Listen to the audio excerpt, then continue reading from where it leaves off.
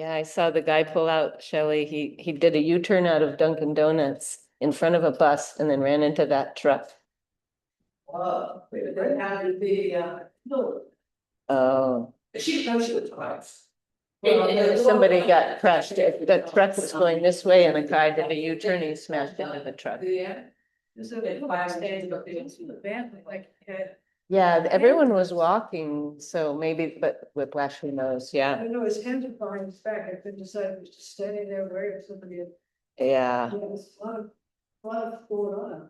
Bad day for that guy. Too fast out of the, was a woman? Yeah, the car crashed into the other car, was driven by a man, but maybe the woman in the car. Yeah, okay, so maybe. What the heck just happened? Yeah. Poor thing. All of them. It sucks. Cars are awful. I mean, they're wonderful. Yeah. Well, it hurt. Yeah. And I'm still, with these things, I never really know how much is just. And part of it with the kind of a soft tissue thing. Yeah. It's time. Does it mean? I don't know if they're doing it or not, but it's still, it's very. There's specific things I can. Yeah. But he said on tight there, also on the other side. That comes to loose.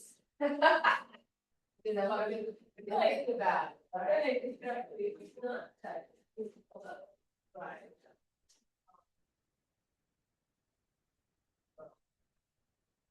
Yeah, I feel it.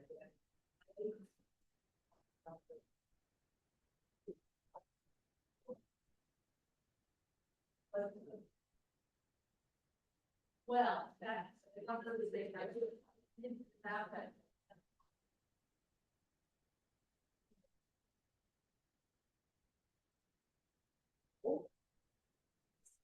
Where my. That's it.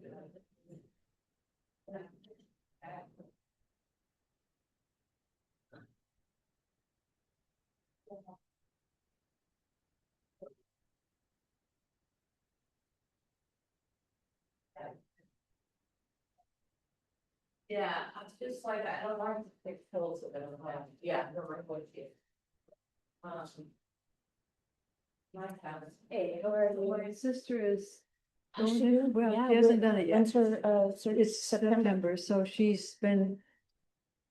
So she really waited to even get this diagnosis, so she was in a lot of pain. And she kept doing things. I said, Carol, you need to, if you just start pain today, what did you do yesterday? Like start. Yeah. So of course she's doing Pilates. She has a trainer who I think, well, nobody knew. I mean, she didn't know. So finally, it's bone on bone. There's no cartilage. So so now she has her daughter and 3 children, like 3 oh my gosh, in her house, all 7. 3 under 3. Oh my Yeah, it goodness. is a nightmare. Like I actually. 3 under 3. Are there twins? No, there's. Wow. 3-year-old, a 1.5-year-old, and an infant. My goodness. Yeah, it's chaos. Insane. So I am not going up there until. No. I was there. I mean, the family was there. Jason rented a house, so we could escape. And it was. And then we go over when the kids were not. But then we were up there at dinner and Charlie, the 3-year-old, he's up at 9:30 at night. And he's got my daughter who's works with special education, but it's something, it's like mild autism, but so that caused him to, when he doesn't have his way, to run around free. It's taking everything from the 1.5-year-old who screams, and then you have 2 people screaming. So it's, anyway, no so in rest. the meantime, then Carol overdoes, and then she's icing it and trying to pretend nothing's wrong. Yeah. So September, I'll probably be up some to help her. She started to read, she said the other day, she started to read something online about prepping, just. I'm happy to talk with her if she would want to, just Yeah. a conversation. Well, She might that's- not want to, but if she Yeah, does. I know, I'd that's be what I thought, happy because to. she got very nervous. Her husband's a doctor, and he, as we say, her first husband passed away, and then so, but she's been married. And he could have, as we say, his hair on fire, he doesn't get upset by nothing. He's like, unbelievable. And so she called her, and I think talking so much, I think she said, she's not, you know, it's just going in the hospital and Yeah. and Yeah, she had breast cancer years ago, but so the hospital is another thing.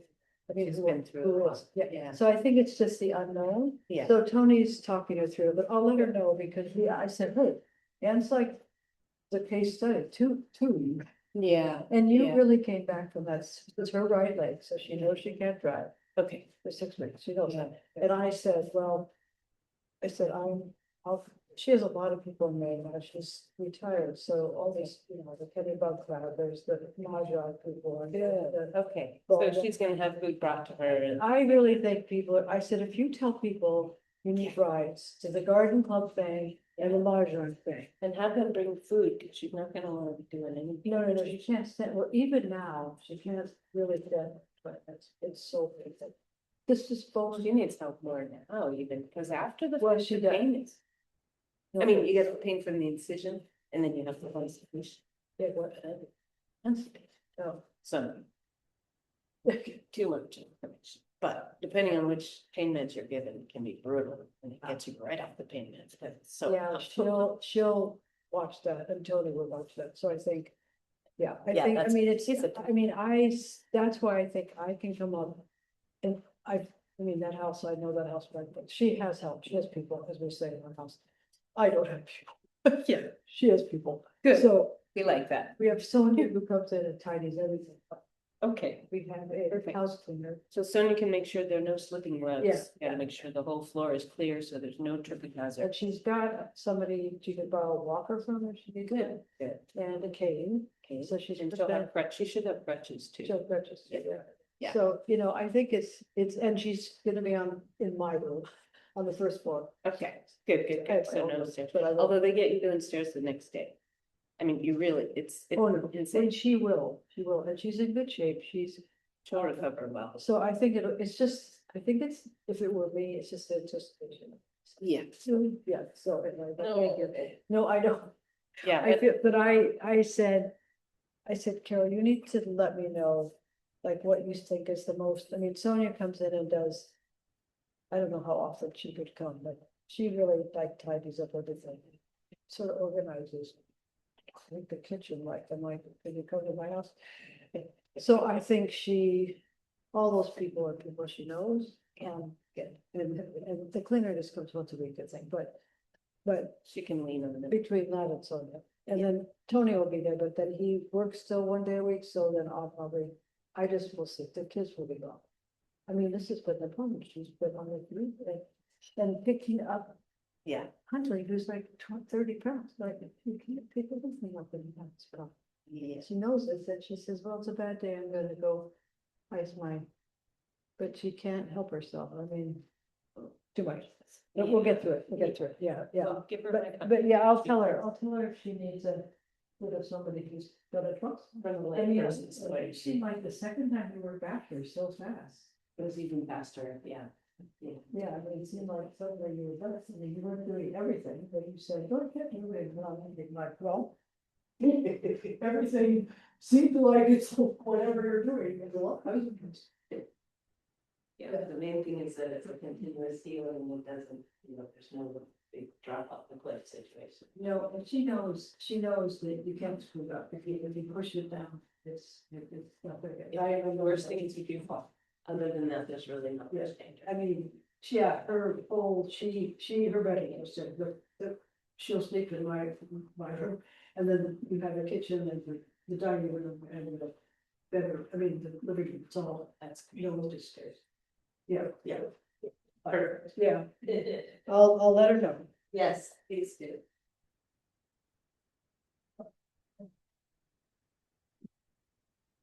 I will, yeah.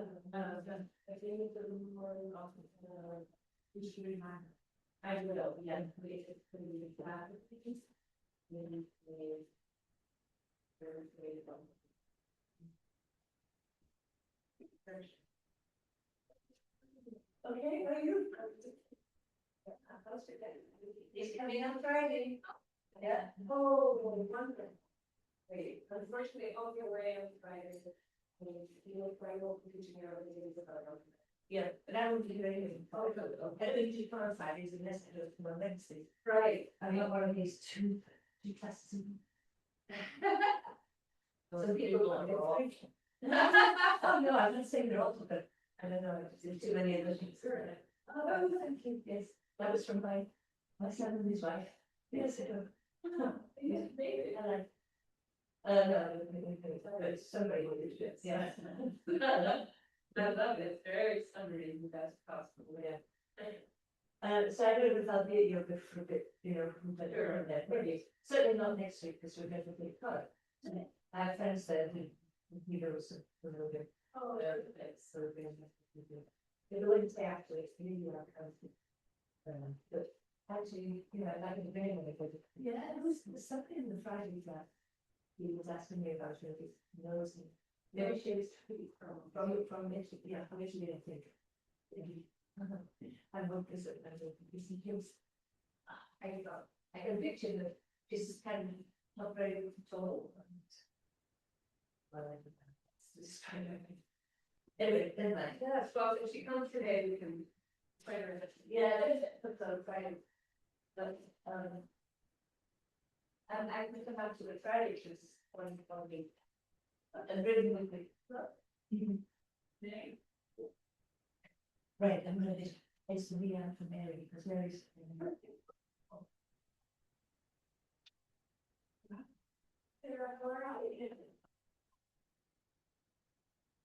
Well, I think it will fill up. You know what, you never know, it's like, if you, the days when it's dark, and it's kind of like. Oh, really? Oh, today.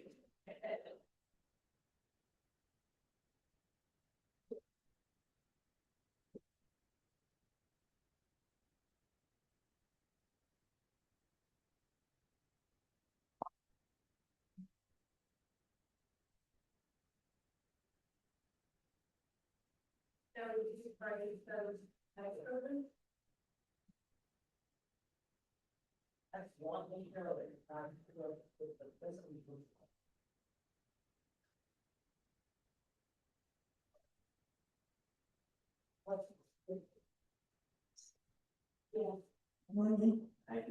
That's not so easy. I like it. I avoid the. Under to avoid the fan. Oh, I see. Right, this is that. No, there's a vent right here that below the size for it. I don't like to cheap fans. I don't need that to sit down a few minutes. It gets a little close. Yes.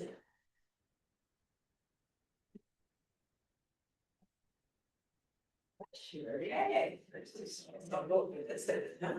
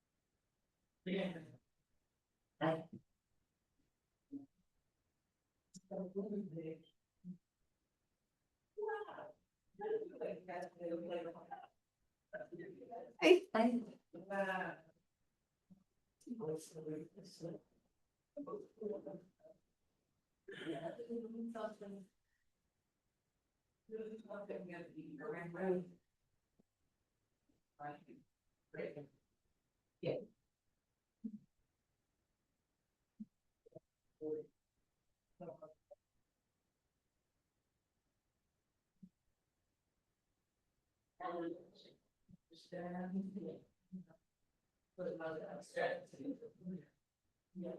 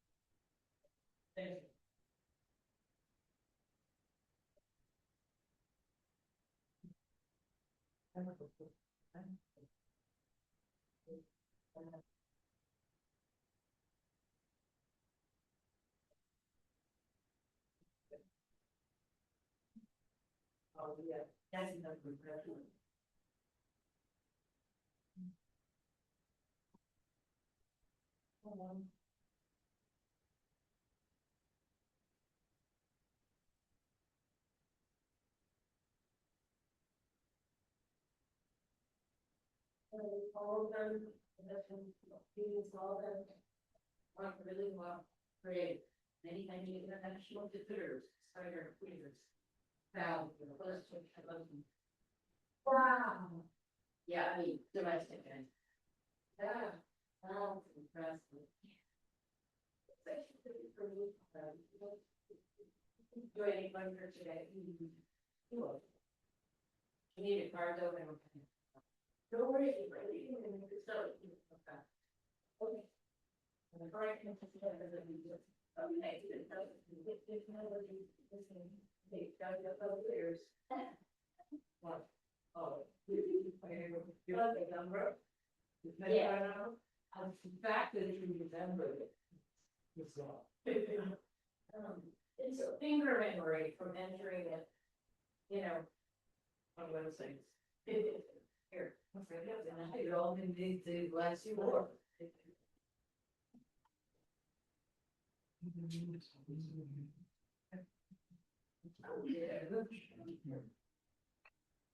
Here, I signed up for a set. Perfect. Okay, so I don't know what I need. Oh,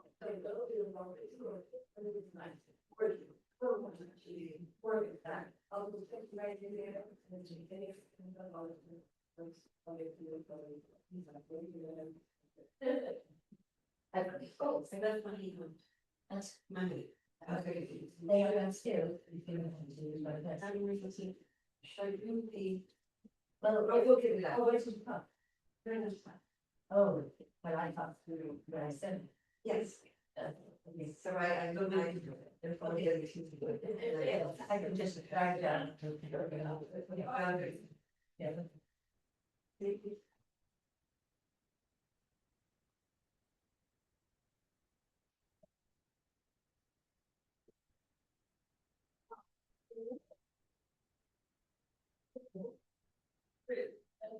No. I'll go that way. Yeah. Okay, so that's probably the rebalancing, so we'll do it. Everything.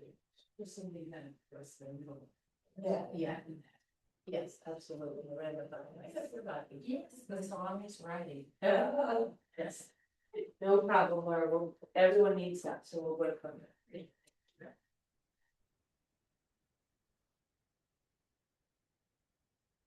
That means the yes, it is beautiful. Oh, that's.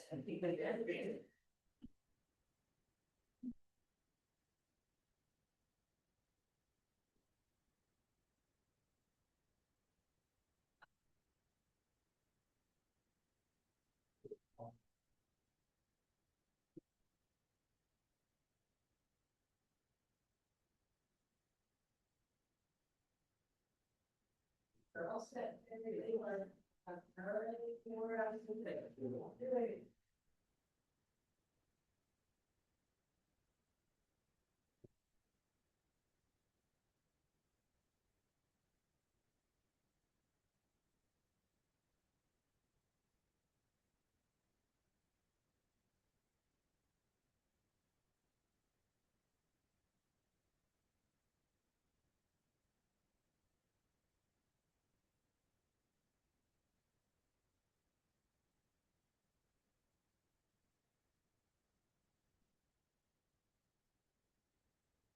this is, that's for you. Oh, thank you. And then you have one. And you just wrap it out. You got lots. Then. Well, it's belts and. Blocks and weekends. Okay.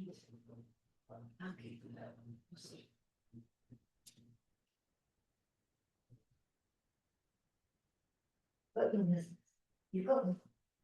Oh, you came away.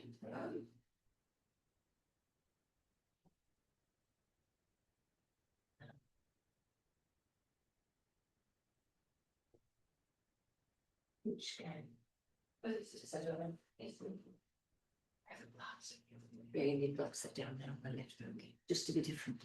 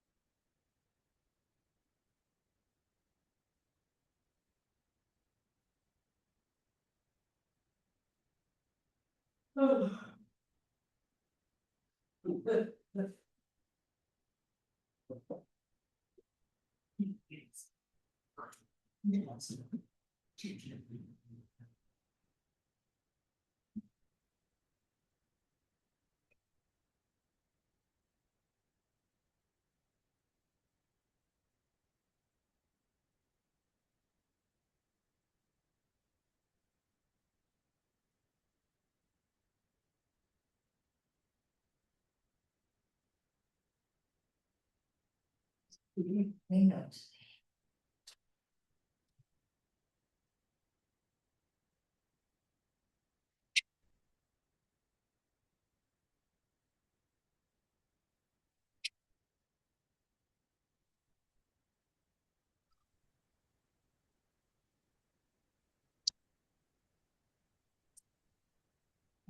Peaceful in here.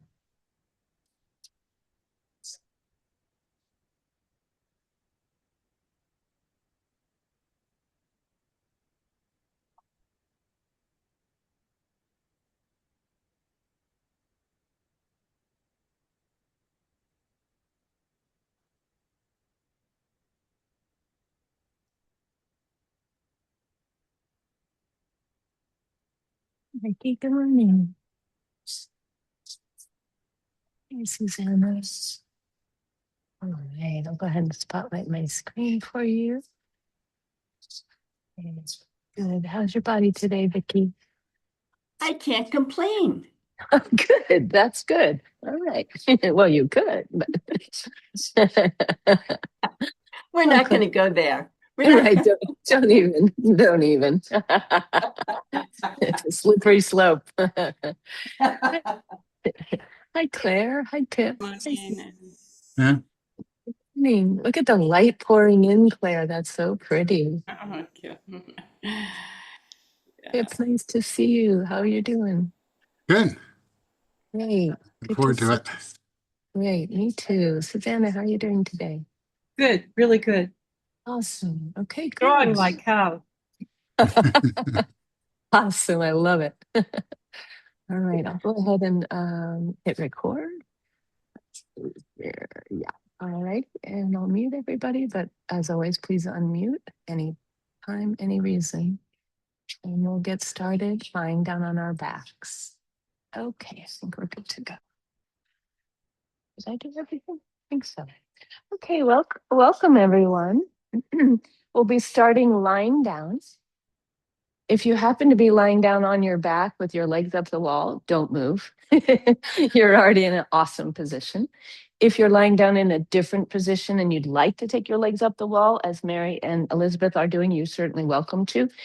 The simplest way I like to start, though, when that feels like it might not be quite the right fit, is I simply lie down on my back. So I invite you, if you're in that kind of not quite sure category, or you just don't really like putting your legs up the wall, please feel free to go ahead and bend your knees, bring your head and neck over a degree of support that feels really helpful in creating a neutral neck, and separate your feet about hips distance and let your arms move a little bit away from your trunk There's a little space in your armpit area for you to expand your ribs and breathe. And we'll start here by filling up your belly from the bottom to the middle to the top. So your inhalation comes in roughly 3 stages, though really your lungs aren't subdivided. So you just bring your attention to the low, middle, and upper part of your lungs as you inhale and fill up completely. And then exhale, really push out the air, either exhaling through your nose or your mouth or both at the same time. Then again, inhale, expand into your lower abdomen. Feel your diaphragm push down. Your belly might even feel like it's rising because your diaphragm is pushing your internal organs in your belly up and away. Inhale, fill up all the way up into your chest, even up towards your neck. You have a little bit of lung tissue up there. Expand it. Then exhale, squeeze and compress at your own pace. Here I am blabbing away, and you've already inhaled as much as you can. So you need to exhale. So do that. Exhale whenever you need to. Let's take 3 rounds of this concerted, expansive inhalation and the concerted squeezing your belly to your spine, really noticing that you can push out even more air than you thought you could. As you gently pull your belly button to your spine, stamp down into the back of your body with your belly button, and then inhale again. Okay.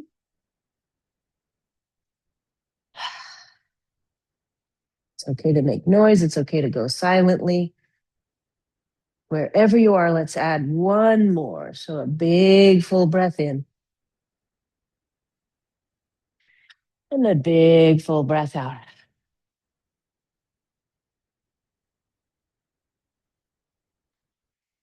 If you're in Viparita Karani, which means you're in the legs up the wall position, I invite you just to separate your feet a little bit on the wall. If you're on your mat, gently reach for your thighs and hug your knees lightly to your chest and rock slowly from side to side. If you're in Viparita Karani, simply circle your ankles. Your heels can be on the wall, simply rotating your ankles. Those of you rocking side to side can circle your ankles too. If that feels like just a weird combination, just let your feet be silent and quiet, and we'll circle them later. Okay, so another deep breath in, fill up, and slowly let it go. If you're in Viparita Karani, that's your invitation now to slowly push your way back from the wall and meet me in this sort of little tiny curled up bug position where your head and neck are supported. You're holding onto the backs of your thighs, and your feet and legs are relatively relaxed. The idea is to start with a slow knee circle, more as a diagnostic and a look and see what's going on in your body movement than a big, huge technical maneuver. So circle your knees, holding your legs if you like, or not holding your legs if you prefer that. But slow down your circle and make it the shape that allows you to feel a massage action in the back of your body, along the back of your pelvis, up, bless you, up into your low back, maybe your rib cage. And then when you're ready, pause and go the opposite way. Notice whether you prefer your knees to be wider apart or closer together. The distance between your knees is something really different from person to person. So let yourself choose that and slow down your circle. Make it just a little bit slower and take a big breath in and a full breath out. Now hold on to your right thigh, interlace your hands either behind your thigh or in front of your shin just below your knee. Plant your left foot slowly to the mat and then kick your left heel long down the mat as far as it can go to straighten your left knee and ground your left calf and your left heel. Then hug your right knee comfortably, but reasonably close. So it's a nice squeezy, pull your right knee in up under your right rib cage here. So it's not in the middle of your body, it's really to the right of your belly button. And then now circle both of your ankles and spread your toes as you circle really big circles, your ankles and your feet all the way around. Really try to imagine you're cleaning out a bowl or something with your feet. Really move your ankles, not just your toes. Beautiful. And try to spread out your toes and then scrunch them together and then spread them again and scrunch like you're trying to make a fist with your foot and then spread and open up like a big old sunflower. Your toes spread wide, wide, wide, wide, wide. All right, now hug your right knee in. Don't worry about going the other direction with your ankles. Now push your right leg down into your interlaced hands, down toward the foot of your mat until your arms are straight. Notice what's happening in your back. For most people, when you push your knee away from your chest like this, you find there's a little curve under your low back. Anybody notice that? Okay. Keep your leg pushing insistently away from your head. And now try to tilt your pelvis backwards. So even though your leg is pushing away from your nose, we want now to cat-cow your pelvis, which means that you want to pull your belly down and try to press your low back flat into the mat, then lift and allow the space to recur and go back and forth. So it's the cat-cow movement in your low back married to the pushing of your right leg away from you that helps to reset your pelvis. So this is a movement designed for your hips. You're trying to, you're trying to keep, and so that your left leg might be long, Marion. If it doesn't feel good to straighten out this leg, you don't have to. But the idea is that you're pushing your right leg, and yes, Shelley, exactly. Ideally, your leg stays pushing so consistently that your arms don't change. And we're just trying to tip and tuck your pelvis. That's it, Cecile, exactly. That's it, Mary, exactly. So there you go. That's exactly the maneuver we're looking for. Perfect. Yes, beautiful. That's it, Louise. That's it.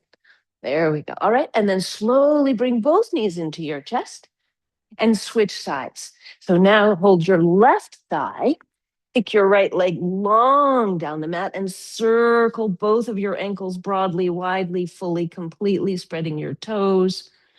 Of course, we don't pull your left leg in so much that the compression is painful. It's meant to be a relatively pleasant experience. Breathe into your belly as you circle both of your ankles, and notice that when your left knee is curled in like this, you might feel that your low back is relatively flat. Does anybody notice that? Okay, that's good. That's what we want to take note of. Now push your left shin or thigh into your palms until all the slack has been taken up in your elbows and your arms are straight. Your right leg is long. And now once more, maintain the push of your left leg away from you as you tip and tuck your pelvis again.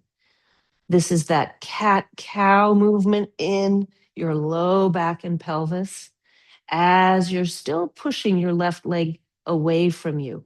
And if it feels like it's getting a little bit much, it's not very comfortable, back off on the degree of pressure that your left leg is exerting and simply just go back to hugging your left knee into your chest instead, if that feels better. One more breath here in your cat-cow left leg push. A lot of moving parts here, a lot of not moving parts here. All right, and then slowly bring both knees into your chest. Now this time it's a pelvic rebalancer, which means you have your knees to touch, your feet are touching, then move your knees both wide to the right and to the left and push them away from you back down to the foot of your mat, knees together, and pull them up towards your nose, making two separate symmetrical half circles with your knees. And notice again, cat-cow. So we're back at that anterior posterior tilt maneuver that we were just doing in a rather asymmetrical position. Now it's a symmetrical variation. Very good. And then switch the direction. That's it. So this one, Louise, can be done just as you're doing it, no problem. But sometimes I like to do it with the knees going wide like that. Yeah. And the reason, beautiful Sarah, is that it's just moving your hip joints in this symmetrical way, which can have a balancing effect upon your pelvis. And that's the goal. All right, take a deep breath in and relax. All right, now take your block. This is not going to be a big, huge, major thing, but if you're okay putting the block on its narrowest width between your upper thigh bones, standing up tall like a skyscraper, The idea is that this block between your upper thigh bones can provide, and not everybody's going to want it. You can leave it out if you don't like the block, of course, but it can provide an object for you to squeeze that creates a different felt sense of action in your inner thigh and inner groin. Interlace your hands behind your head and lift your head gently, oh, and turn your toes straight up to the sky. Your heels and your calves are digging into the mat. And now try to spread your toes so you can see the light of day between your toes. That's it. And then lower your head right back down. Squeeze your block with your thigh bones and your muscles and let your arms rest beside you lightly and easily. Great, Anne. Yeah, that's perfect right there at the either the partition or this banquette. Yeah, perfect. Now, holding, squeezing, breathing, taking sips of air. Try to press your low back flat now. Not as easy. With your legs extended, it's much more challenging for most of us to bend your skeleton that way. Your normal curve in your low back would dictate that there's space under your low back. But best you can, press your low back flat, flat, flat. And now zombie your arms straight up to the sky with your palms facing each other. And any amount reach your thumbs towards the wall behind you. If the wall's really close, simply tent your fingers on the wall. It doesn't matter. If the wall is further out and your arms come further down by your ears, fine. Thumbs down, pinkies up. You can also widen out your arms in a Y shape to make more space for your shoulders as you continue endlessly to squeeze that block. You're like, when are we ever stopping squeezing this block? Now breathe and point through both feet like a dancer. Point your toes, point, point, point. Keep squeezing your block. And notice that your calves might have left the floor. Try to ground your calves any amount as you point through your feet. And then flex through your feet. Pull your toes up. Oh, it's easier to get my calves down. Anybody notice that? Inhale here. Exhale, point. Try to keep your calves grounded. Mine do not want to stay grounded. And flex. Squeeze your block. Try to stamp your belly down. Try to keep your low back flattening. One more time. Point. Inhale. And then exhale, squeeze your block and then relax. Your block can stay, your arms go slack, your legs go slack. You might even notice that your knees and toes rotate outward. Take a big, soft breath here, really, really soft. And let it go. Now remove your block and slowly bring your knees into your chest for another pelvic rebalancer. This one, excuse me, uses a block in the second phase. In the first phase, we're lying flat on our backs. We bring our knees into our chest. Adjust the blanketing if you need to. If you're getting tired of the setup you had, you can always switch it up. And this one's going to seem wildly familiar to 99% of you probably, because you've done it bazillion times. And if you're not familiar with it, don't worry, you'll love it. Now, place your right hand behind the back of your right thigh, right up by the back of your knees. Your right hand is pretty much tucked up behind your right knee. Then place your left palm on your thigh just above your knee and draw both of your elbows slightly downward towards the mat. So you're not lifting and winging your elbows sideways. Instead, your elbows are slightly drawn down towards your ribs. Flex your feet and lift your toes up so you can just see them above and between your knees. Check to see that your knees are absolutely in line with each other. And now pull with your right hand and push with your left, but ensure that you haven't moved your legs at all. So even though your arms are working hard, your legs are also now working hard so that neither your arms nor your legs move. Then switch. Place your left hand behind your left back of knee, right palm on top of right thigh just above your knee. Hug your elbows down and push with your right hand into your right leg and pull with your left hand on your left leg. Make sure if you peek at your knees, they are not shifted one compared to the other. Beautiful, Mary. That's it. And switch. Yeah. Push left, pull right. Exactly, Ellie. Very nice, Laura. You got it. That's it. Yeah, beautiful, Mike. All right. And one more time, switch. That's it, Shelley. Good, Yvonne.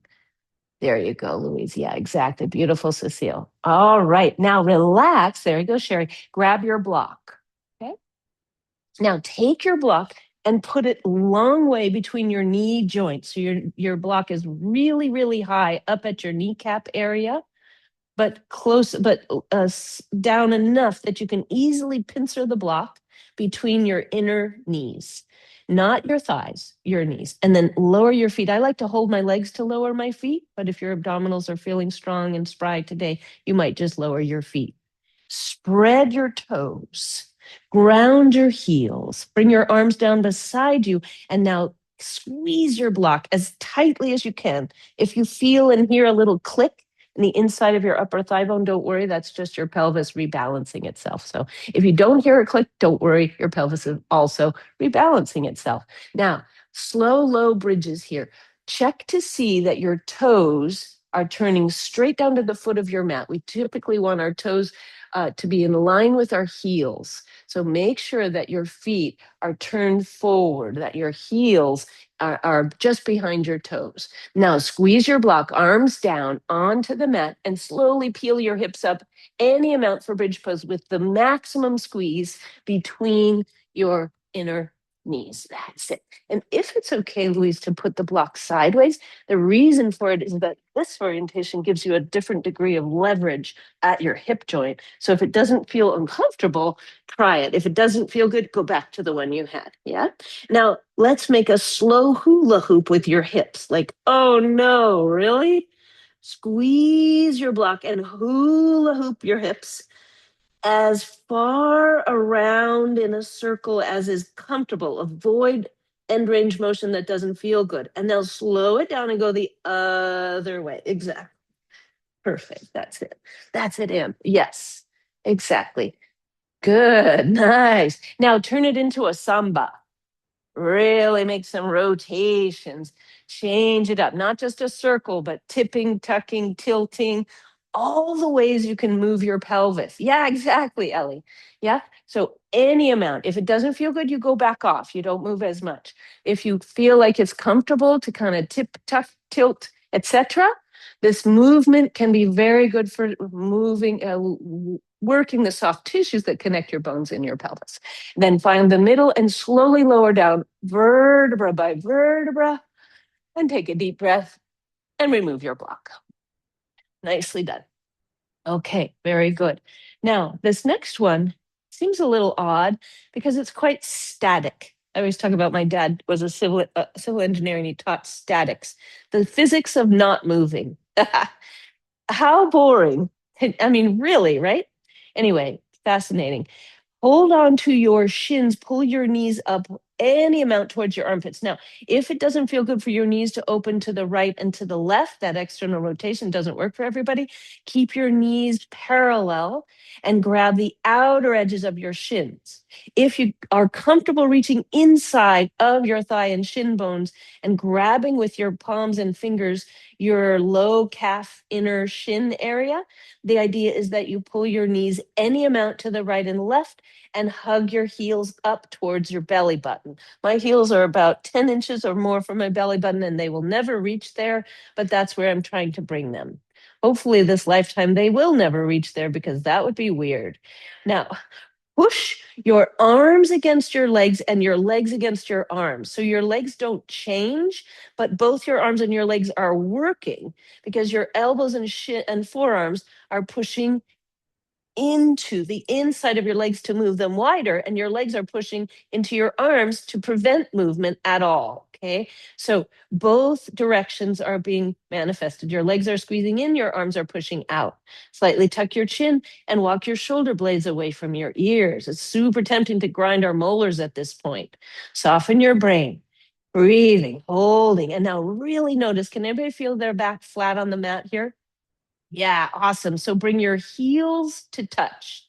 Flex your toes up towards your knees. Squeeze your heels together and then try to push again with your arms outward, your thighs and shins inward. This is a lot of work in your whole, really from your chest down. Really, hopefully from your shoulders down, even not your neck. So gently turn your chin from side to side.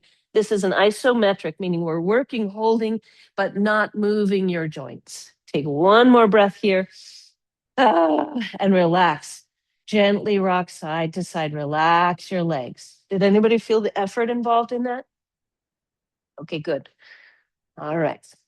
Very good. Now, this next one has a balancing effect because of the fact that it's symmetrically done It's a little bit odd. So I invite you to roll to the side and come on up to sit. Just can see it with your eyes in advance of working with it.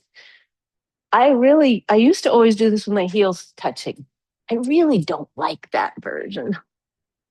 If you like it, awesome. I'll show it, but then I'm going to pull my heels apart. So the idea is this. It's a TikTok movement. I'll show it facing both ways. Blanketing under your head can be helpful, especially if you need the height, but you may choose instead to interlace your hands behind your head and lift your head up a little bit. The idea is this.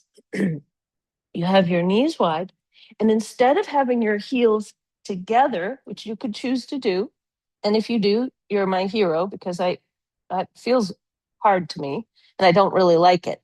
The thing about having your heels together is that when you push your heels together, you're engaging even more of your muscles. So that's actually really helpful. I like to pull my heels apart, and that allows me to swing my knees up.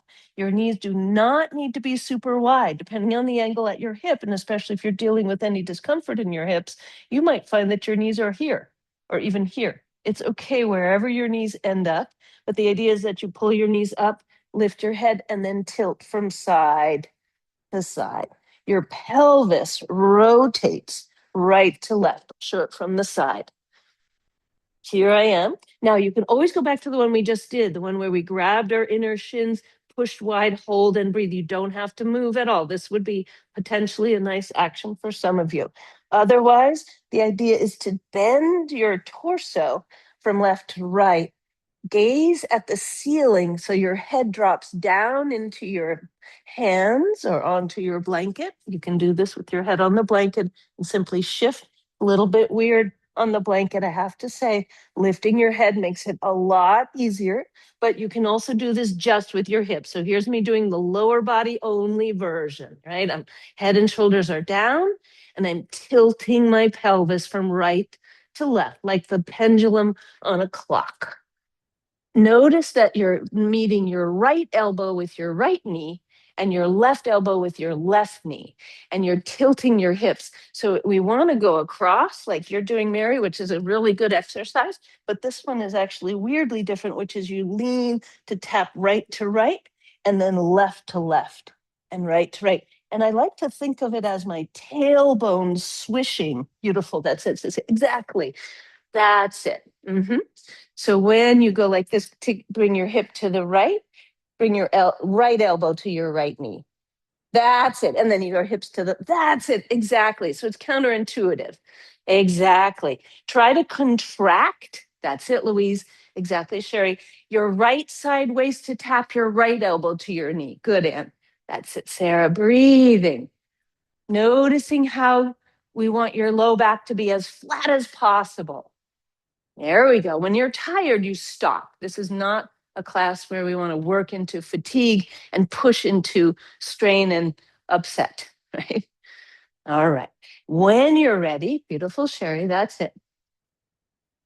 Yeah, Louise, good. Then reach your arms long, reach your legs long, take a long body stretch. This is the point where if your hands crash into the wall, slowly, gently bend your knees and scooch away so that you can stretch out your arms in a full extension of your elbows. Then kick through your right heel down to the foot of your mat and reach your right hand to the wall behind you. Then kick through your left heel, squeeze your left buttock. You can even turn your chin right. Reach your left hand to the wall behind you and your left foot forward. And then go back and forth. You may notice that this causes your pelvis to tick-tock from right to left. Can anybody feel that? Yeah, that's what we want. And it's okay if your non-reaching leg bends a little bit. That's totally fine. Take a couple more. Try to link your breath to the stretch. So you inhale as you reach, exhale, soften. Inhale, reach, exhale, soften. So let the breath influence your movement. Really nice. Gorgeous. All right. Gently, slowly bring your knees into your chest and roll onto your side body. For this next one, what we'll need to do is turn around and put your feet on the baseboard. But before you go there, I'm going to show you the movement so that you see what it is, and then we'll be able to do it facing the wall because you won't really be seeing me very well. The idea is I'll pretend this is a wall here, and then I'll do it in the other direction as well. Your feet will be right up against the wall, really the baseboard or the partition. We'll be lying down on our backs like this, blanketing, any kind of blanketing you need so that your chin feels soft and neutral. So we don't want to force ourselves to be here feeling like, oh, I should do that. No, no, no. Add the height you need for a neutral neck. Here's what we'll do. We'll bend your left knee and put your left foot flat on the mat. Make sure your right foot is pressing into the wall. Scooch up and then check to see, are you tilting right to left? I'll talk you through that. We want even and equal symmetry through your pelvis. Then what we do is this. We dig in with your left heel as if you're going to gouge the mat towards the wall. And then you pull your right foot off of the wall and then push it back into the wall. Pull and slide, push and reach. Flattening your low back, of course. Why wouldn't I? Into the floor. So turn to your wall, and I'll show it in the other direction in case you're like, I can't see. Quickly show it this way. Your feet are on the wall. Your left foot will be the one that's bent. Your left heel will be the one that's digging into the floor. And then you slowly withdraw your right foot with a straight right knee. Your left foot is digging towards the wall. Your right thigh and foot, leg, your whole right side is still extended and straight, but it slides like a train up towards your right eyeball. So your left heel is digging in. So you lift your toes of your left foot, bend your left knee, pull your left foot up into a bent position. So your left knee bends and you place it flat on the mat. There you go. And then lift your toes up.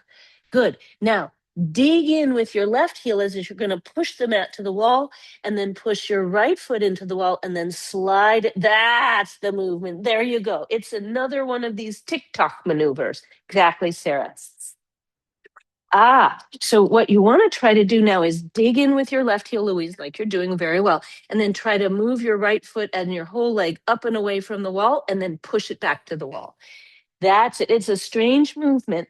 It's not going to be a big movement, but the felt sense is that you retract your right thigh bone deeper up into your hip and then you push it long. That's it. That's it. That's it, Elizabeth. Good.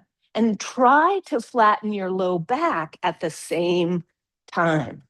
That's it. So it looks like it's just one leg at first. So your left leg is working and your right leg pulls away from the wall and then you push it back. Pull it away. That's it. There you go. And you try to keep your knee straight best you can, there you go. So you're doing the movement. Just try to keep your knee even straighter. That's it. Exactly. And then we'll switch sides. Beautiful, Cecile. Right heel digs in and down into your mat. That's it, Louise. Good. Push your left foot into the wall. Now that's it. Exactly, Yvonne. Pull your left leg away from the wall. Nice. That's it, Shelley. That's it, Mike. Good. There you go.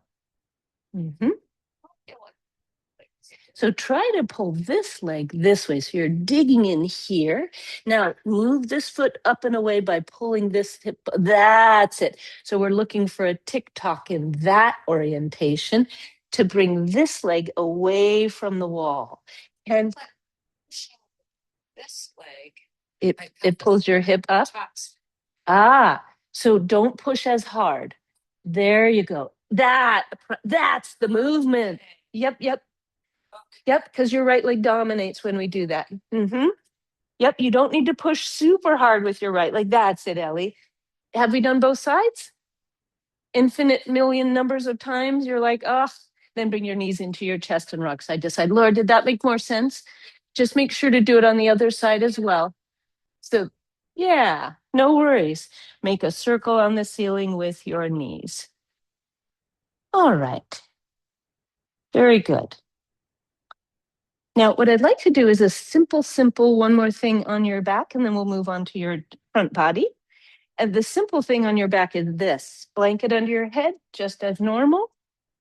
And you bring your knees in and touch your knees together.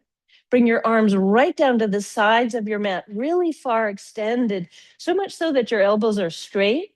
And actually spread out your 5 fingers of each hand, your palms, and press your palms, your wrists, your elbows, your shoulders, your upper back of your triceps into the mat. And then any amount, move your knees about hips distance apart or similar, and slowly lower your 2 toes to tap or not. Your feet might not touch the mat, and bring your knees back in and squeeze them to touch.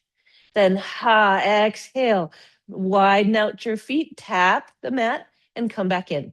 Now, this can be done in a very small range of motion because the goal is to not move your back at all. With your knees curled up in close to your chest, your back would be rounded and flat on the mat. Try best you can to keep it just like that as you move your knees hips distance, and then tap the mat with your toes. If it feels like, okay, this is okay, you can make the movement bigger. So you can pull your knees wider, you can tap your toes much further out. And finally, if it's still too easy for you, you can kick your legs even longer, maybe even to hover. So you can hover your legs in a wide, even wider than your mat position, then retract and squeeze your knees together and pull them up into your chest.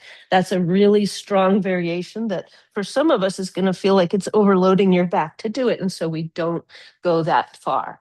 The main goal is that when you move your legs slowly, your hips and your low back maintain an absolute static position. I love it, Mike, and you can do one leg at a time. That's a great option. Yeah, so single leg toe taps are also an option.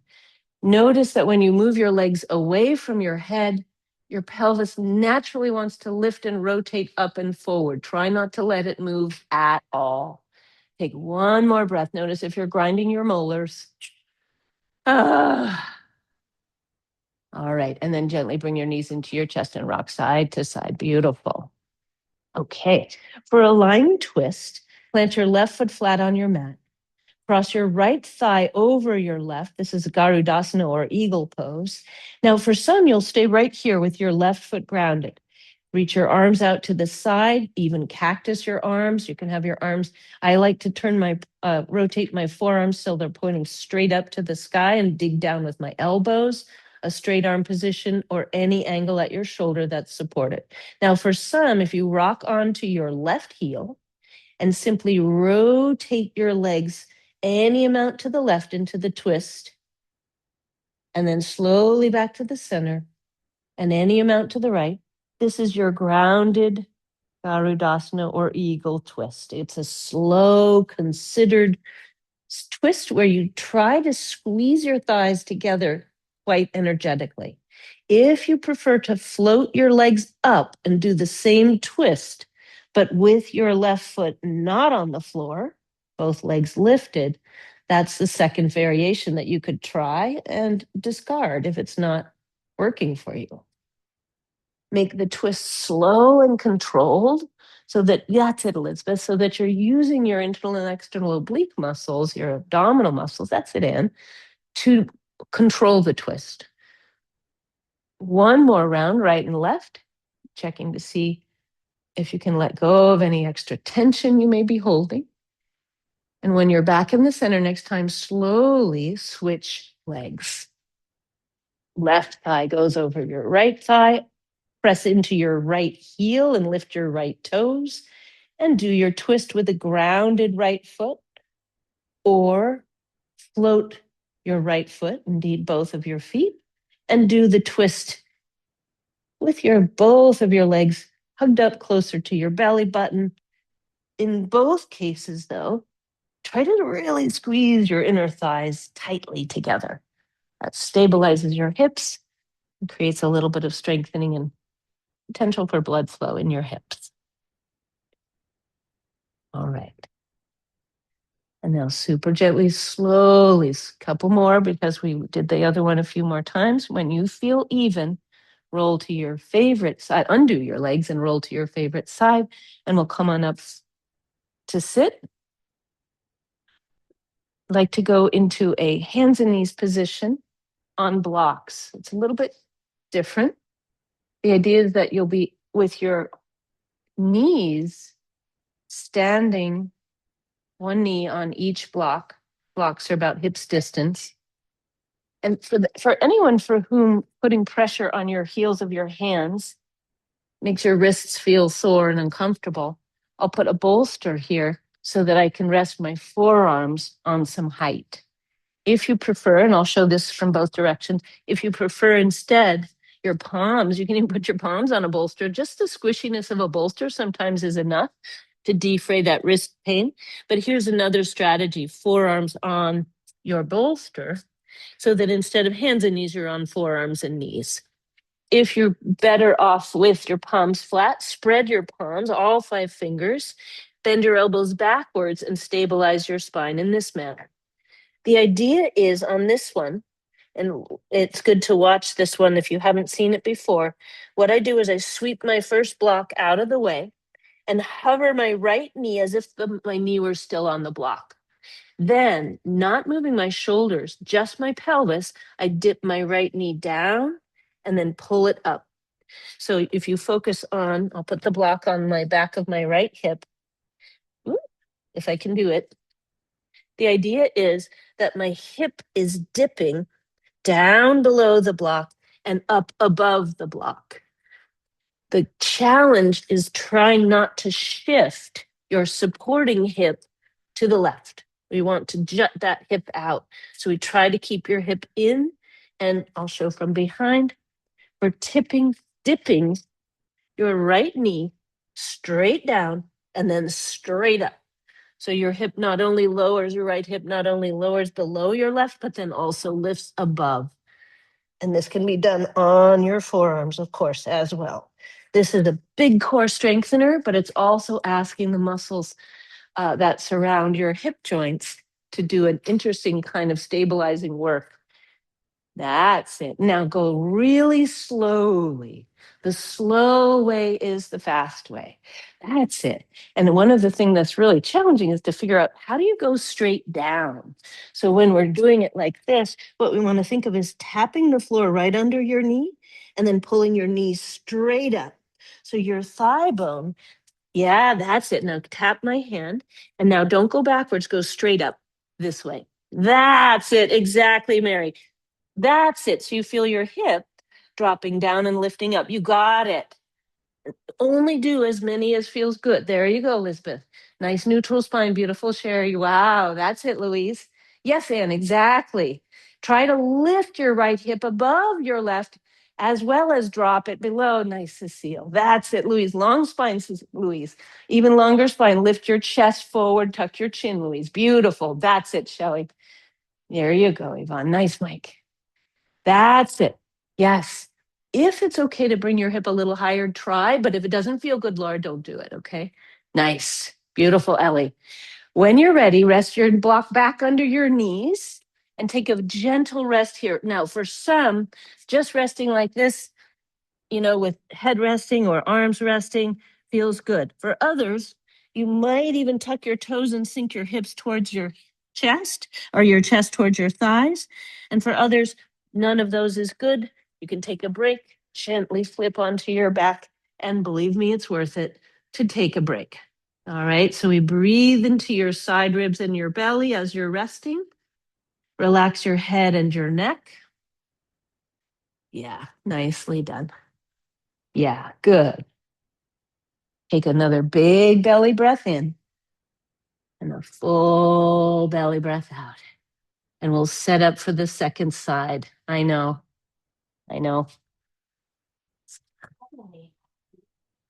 It's a great question. Does a dropping knee actually reach the floor? For some people it does, and for some people it does not. It depends sort of on the shape of your hips and pelvis. I can really dig down and make sure I touch the floor, but honestly, my priority is more to keep my right hip, in this case, over my right knee.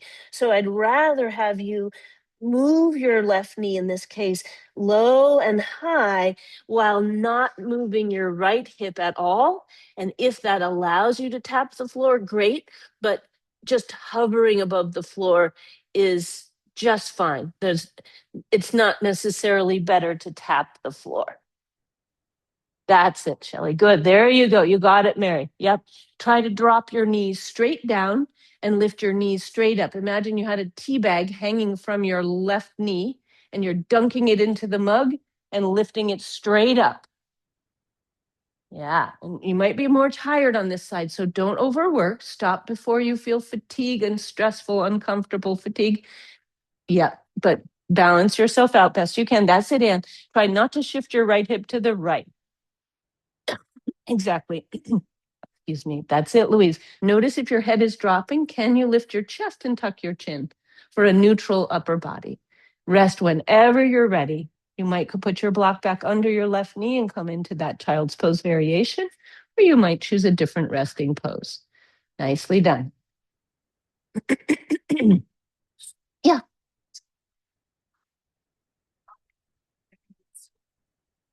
The other side, it's like, let's just bring that for tonight. Have hardly any range. Yes, totally normal, first of all, because most of us are very asymmetric in terms of how your brain talks to your legs and your hips. And one side is your maybe more mobile side, everything moves. Your other side tends to be more of the stable side, which doesn't move. And sometimes the pain comes in the mobile side, and sometimes the pain comes in the stable side. And it's hard to know which. But that's quite normal. And that's why we're doing this, is to help you balance them out. So if you find a real discrepancy between right and left, I tend to like to do a little more on the side that doesn't move as much. Doesn't have to be like a gross difference, but focus a little more on the less mobile side. How does it feel afterwards? Good, not worse. The main thing is what I do here, if it feels worse, you stop, you back off, right? If something feels better, great. Anything that doesn't land, you drop right off, okay? So now we'll come on up. Thank you, that was a good question, actually. Very pertinent. Let's come on up to stand slowly so that we can move to the wall to bring a little extra blood flow into your legs. And use a block if you wish, or not use a block if you don't wish. So for some, you'll be like, I'm so tired of these blocks. What the heck? No, thank you. And I get it. It's fine. The idea is that if you do choose to use a block, you can either put it between your upper thigh bones and squeeze it on its narrow width, or for some, it's actually much nicer to put that block between your ankle bones. I'm just going to lie down so people online can see this. The block is only between my ankles. Notice my big toe mounds here, the sort of place where my bunions are forming. I shouldn't laugh about that, but there it is. The idea is that you're squeezing your block between your ankles, but not your toes, not your balls of your feet. So you can use the block in either place. And if you're going to get really Iyengar about it, you would put 2 blocks and a strap, but we'll just do 1 block or none. Okay. Now the idea is, and I trust you, Sarah, around the corner, that we're flattening your back into the wall and stepping your feet away. This is what would be called a wall sit, in case you're like, oh no, this is awful. It's going to be brief. Turn all 10 of your toes straight forward. Spread your toes so you see the mat in between your toes. Check to see if the distance between your feet feels comfortable, and adjust it as you need to during this exercise. Bring your hands to your hips and let your elbows gently rest on the wall, and then push your shoulders against the wall, but don't worry about your head touching the wall. Lift your chest up. I even put my thumb on my sternum and pull my sternum straight up to the sky. And that, for some of us, has the effect of moving the back of your head a little closer to the wall. But what we don't want to do is this. Lift your chin to put your head on the wall. So notice if you can bring your chin slightly down. And if that brings your head away from the wall, hover your head away from the wall. Then stretch your arms out long beside you, long down, reaching for the floor with all 10 fingers, palms spreading, elbows spreading, shoulders on the wall. Now spread your toes, ground your feet, and slowly bend your knees any amount. So for some, your knees will bend more comfortably deeper, and for others, they will not. So we don't force it. Round your back into the wall. Hold and breathe. Inhale. And exhale, push your heels and slide up the wall. This is how we clean the walls at the Arlington Center. Bring your arms out into a zombie. Do the same thing. Now, only bend to the degree that your knees are feeling comfortable, strong, and balanced. No stress. Squeeze your block, round your spine into the wall, and slowly rise. Then bring your arms any amount upwards. For some, your arms will be at an angle reaching out from the wall. For others, your thumbs might even touch the wall. My shoulders don't feel that good with that today, so I'm going to let my arms be forward and up at a diagonal instead of right over my shoulders as I do the same knee bend, rounding my back into the wall. Yes. And then slowly rising. Then sweep your arms all the way down. Okay, very good. Come away from the wall. When you say don't sit against the wall. That's a really good question. So for most of us, your outer upper shoulder, the back of your deltoid here and the bones here won't touch the wall. Your shoulder blades, your bony shoulder girdle back here will touch the wall. And then over time, what we are looking for is that when you stand, your hand, instead of being here, palm facing forward, sort of gorilla-ish, right? Instead, what we're looking for is to have your third finger right in line with your tuxedo stripe, shoulder to hip to ankle, third finger in line. Yeah, so ultimately that's what we're looking for. So even there, my shoulder is slightly rounded. The shape of my shoulder is that way. Plus, for most of us, these muscles are pretty short. So we'll be doing a little bit of this today to help lengthen these muscles, which are the ones that tend to pull you here. Okay, so now let's come to the wall with your block. Maybe we did this on Friday. I should remember, but I don't. True confession. Warrior one position with your block between your knee, your shin, and the wall. Sometimes people find that the block needs to be lower than your knee. Other times people like both knee and shin to be in contact, and some just your knee. So plant your right foot at the wall, close enough that you can bring your shin and your foot forward and contact the small rectangle on the edge of your block, completely ground it, and then use your hands on the wall and lift and wiggle your left foot backwards behind your left hip, and then slowly lower and lift your left heel. So it's a slow movement in the direction of warrior one, which we start off by stretching your calf a little bit. So your calf can lengthen as you bend or lift and lower your left heel. Try to keep your right knee bent. And if your right knee doesn't feel like it can bend very much, you can always try to slide your left foot further back. But we only bring your left foot far enough back so that it can still touch the floor. And if it's not comfortable for your back heel to touch the floor, we place a little bit of a roll under your back foot so that it doesn't have to go so low. Yes, if anybody feels like they need a support under their back heel, just raise your hand and I'll run right over with one. Yeah? Mm-hmm. Yeah, give it a try. See how that feels. Now bring your hands to shoulder height, lift your chest, drop your elbows. And as you bring yourself into your warrior one, ground your right heel. Now, any amount, bring your hands to your hips. If you want to keep one hand on the wall, do so. Hands on your hips for balance as you push the mat away with your right foot, but bend your right knee deeper. Push the block with your right leg. Pull back with your left leg and try to straighten your left knee and maybe even squeeze your left buttock. Straighten out your left knee by pulling your left foot behind you. Then slowly reach both hands wide, spider walk them up the wall. Reach your arms up, up, up, and maybe leave the wall and imagine you're holding a beach ball in front of above and in front of your chest. Up, up high, a big beach ball. If your beach ball can go straight over the crown of your head, lovely. But if it needs to be leaning forward towards the wall a little bit, that's fine. Take a big inhale and now release your beach ball and sweep both arms behind you all the way back. Squeeze your shoulder blades together and turn your palms to face outward, right to left, your thumbs to the ceiling, your pinkies to the floor. So your palms are facing outward. Arms go behind you. That's it. Yes, exactly. Good, exactly. And then if your thumbs can turn outward, there you go, exactly. Now lift your chest, but not your chin.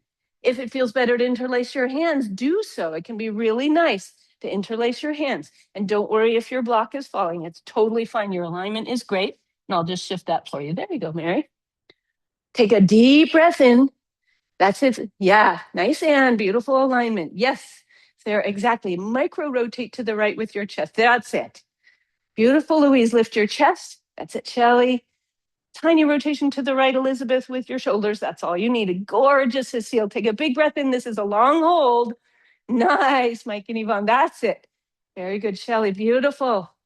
That's it. Navel in and up. That's it, Laura. Lift, lift, lift. Beautiful, Ellie. And then lean forward, reach forward, and come to the wall. Take away your block. Beautiful. In between of warrior one on that side and the next side, any questions? Any like, what the heck is that? Yeah, a long hold. Yeah, so come out whenever you need to. If you feel like, need to come out. Let's take a basic arm stretch. If you prefer downward dog on your mat, this is your opportunity to slowly plant your hands, slowly step your feet back, and hang out for a moment in your downward dog before we go to the other side. If you're doing the wall version, I love this version. You bring your palms at shoulder distance, elbows hug down. You pull your elbows down and in to activate your upper shoulders, and then slowly step back 1 foot at a time, bending your elbows downward and keeping your elbows bent downward as you shift your hips back and lengthen your spine. Maybe you even cat cow your back here. Check your feet. See that your toes, whether you're in wall downward dog, beautiful, that's it, Mary, or hands on the floor downward dog, check that your toes are pointing straight forward. Nice, Shelley. Beautiful, Yvonne. Notice if your head is hanging down, lift your chest up above your arms, and then neutral your chin. Yes, Laura, exactly. Beautiful. Bend your knees just a little bit and just check. Does it feel okay to reach back like that? Yeah, that's it. So that's really prioritizing the length in your spine. Beautiful, Ellie. Grip with your 10 fingerprints. That's it, Mike. Nice, Yvonne. Yeah, shoulder blades gently away from your ears. That's it, Shelley. One more breath. Nice, Mary. You got it. Yeah, nice downward dog, Elizabeth. Beautiful. All right. And slowly walk your hands to your feet to your hands. Come on back up, out. I know that's a hard thing to do. And we'll come into warrior one on the other side, which means you place your block between the wall and your left shin and or knee. And then we step slowly and wiggle your right foot backward. And with your hands on the wall, your shoulders parallel to the wall, you have the opportunity, if you wish, to lift and lower your right heel. So if you prefer stillness, you can certainly take that. Lowering and lifting your right heel gives your right foot the opportunity to shift its position organically to the degree of external rotation that your ankle needs. There we go. Now, take a moment to ground into your right foot, to squeeze your belly in and up, to square your shoulders to the wall and spider walk your fingertips up, up, up. That's it, Laura. Exactly. That's the angle for your right foot.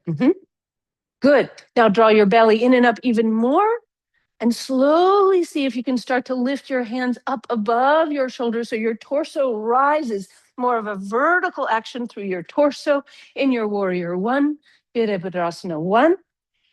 Maybe you're holding that imaginary beach ball. Drop your shoulder blades down your back, soften your eyes. Notice if you can pull back with your right foot to straighten your right knee a little bit more and squeeze your right buttock. Lift your hips, your ribs out of your hips and sweep your arms behind you. If you wish to take the interlace, you can do that. If you wish to work the muscles between your shoulder blades, you can undo the interlace and turn both of your palms to face outward with your thumbs up. And let's do that. You're doing exactly what I said, but let's do it the other way. There you go, Ellie. Exactly. Good. So it's an external rotation of your upper arms. That's it, Shelley. Nicely done. These are beautiful. Lift your chest, but not your chin. Nice. Draw your shoulder blades down your back. Inhale your ribs up out of your hips. When your body's ready, slowly step Forward to the wall, hands to the wall. Release your block and out you come. Beautifully done. Warrior one. Okay. Shake out your feet, your legs. Okay. Excellent. Now, where I'd like to go from here is into a block squeeze and a strap around your neck. Not like a noose, just like a stethoscope. Put your stethoscope around your neck. I'll show this from the side view, but the idea is that you can be anywhere on your mat that's comfortable. And the first thing you do as you find your place is either shift that block to your feet if you don't really like it between your thighs, or keep the block between your upper thighs, whichever one you feel better with. Okay. And the idea is that the first thing we want to do is orient your feet so they're pointing straight forward. Your heels are directly behind your toes. And that the distance between your feet matches what the block would dictate. So you're squeezing your legs to touch and your feet are as comfortably close as they can be. Now look down and scrupulously check. Do you have a subtle external rotation? Here's me with a subtle turnout of my feet. So I'll lift and shift my toes slightly internally until my second and third toes are lined up with my back of my heel. It makes me feel like I'm rotating in here. Does anybody feel that? That there's a feeling of internal rotation in your upper thigh when you do that with your feet? If it feels bad in your knees, release it a little bit, right? So if this turning of your feet forward immediately creates tension in your knees, that's when you go a little bit back towards the external rotation. Now, the idea is to bring your attention or your hand to your belly button and your attention or your other hand to your low back so that you can round your low back, just like we did when we were lying on the floor and we were trying to flatten our low back with the block between your thighs. Only now bend your knees a little bit and see if bending your knees allows you to cat and cow. This would be cat, posterior tilt. This would be cow, anterior tilt. Cat and cow, not your upper body. If I did a full cat, I'd be here. But instead, I'm trying to just cat my back below my ribs. So you can even put your hands on your low ribs and see if you can maintain stillness above your low rib area, but tip and tuck your pelvis below. Now, next time you're in the cat mode, which means you've rounded your back, press your tailbone forward, your block might even shift forward in front of you. Lift your chest and then swing your hips back, bending at your hip creases. So it's a little bit of a forward fold with a lifted chest. Now round your back again and think as if you're trying to sit on a stool way behind you. Your toes should want to lift or even lift. Then lift your chest and shoulders 5 inches up to the sky. Round your back again, squeeze your block. Now, take your strap into your hands. If you wish, I like to wrap the strap around the fleshy part of my palms. You can put your hands in a loop if your strap has a loop. The idea is that as you pull backwards and either backwards and upwards or backwards and downwards, choose the angle for your arms that works for your shoulders. Float your toes, round your back, then lift your chest. Now sink deeper, bend, pull your knees back, look down. Can you see the entire tops of your feet? That's what you want. If you can't, pull your hips further back. Now round your spine, squeeze your block, lift your chest. Pull your strap back to open your chest and squeeze your shoulder blades together. Sink hips down and back. Round your back. Lift your chest. Pull your chest up, up, up, like a lightning bolt. Yes. And sink your hips more. Round your back. Pull your strap. Yes. And then slowly straighten all the way up. Release your strap. Take it over your head. And reach, reach, reach. Any amount to the sky. Micro bend your knees and pull down with your right hand. Reach up with your left. I'll mirror you here. Yeah, so down with one hand, up with the other. And you can go slowly from side to side. Use the strap to help you, but let's not make it punitive. The strap can give you a lot of leverage. So we want to move slowly so the leverage is helpful and doesn't take you into a place that is unsupported. One more time each side. Notice your breathing. Notice that if you bend your knees more, your tailbone can drop and tuck. So bend your knees Deepen your knee bend. All right. Now slowly make a circle on the ceiling with your strap. Sometimes that will be a big circle. It might be a partial circle. For some, it will be a rounding, a side bend, a straightening, and another side bend. Any version of a circle that works for you, that allows you to stretch your trunk, your shoulders, even your hips. Free your knees from being locked. Unlock your knees. And when you're ready to slow it down and switch sides, do make sure you slow down before switching sides. Breathe into the stretch of your skin over your ribs, the pressure of your lungs against the inside of your rib cage. Maybe one more. Your number. Take what you need. And then meet me when you're ready in the lifted, lifted, lifted position. Gaze down your nose, tuck your chin, micro bend your knees, squeeze your block. Then straighten your knees without locking them and shift your weight into the balls of your feet. And then whenever you need to lower, you lower and lift and lower. If you're lifting and holding, lovely. If you're lifting and lowering, lovely. Pull your strap up, up, up, up, up. Squeeze your belly in and up, squeeze your block.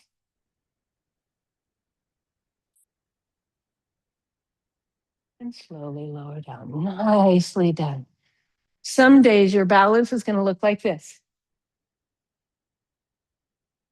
Right? This is me on Monday. Just, that's what it was. Other days your balance will look like this. You'll be like, damn. Wow. But it's the same vestibular system. It's just the variations over time. So please don't beat yourself up if you're doing a more wobbly balance day. That's normal. I had a super wobbly week last week.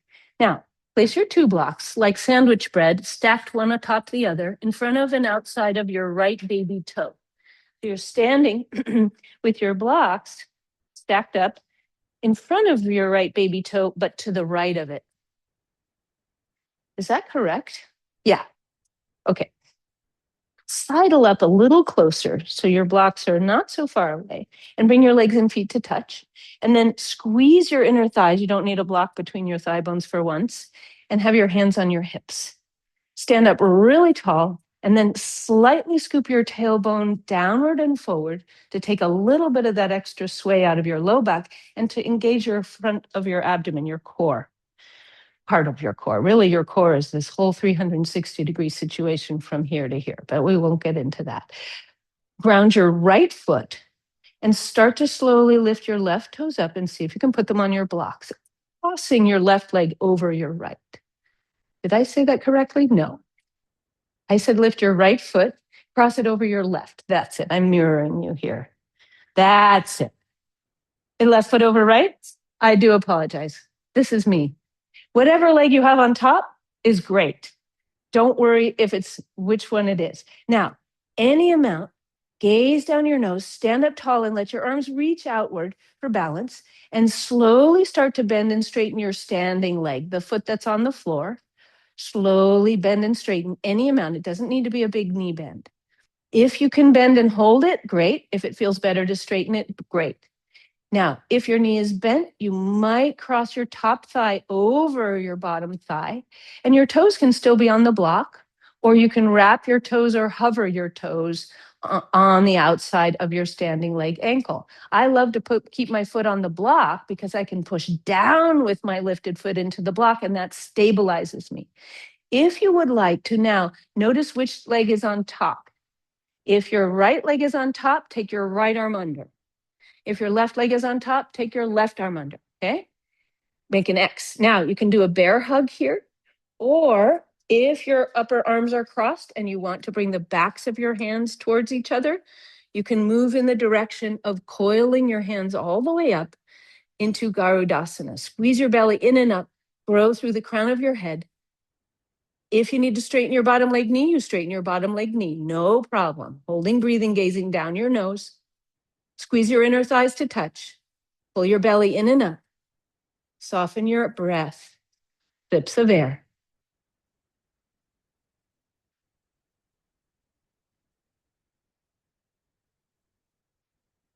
That's it. And inhale, sweep your arms wide. Exhale, put your foot down. Shake out. So one of the things that I really notice in eagle pose, some days I like it, some days I don't. When I'm tired, I tend not to like it because it actually is a lot of work.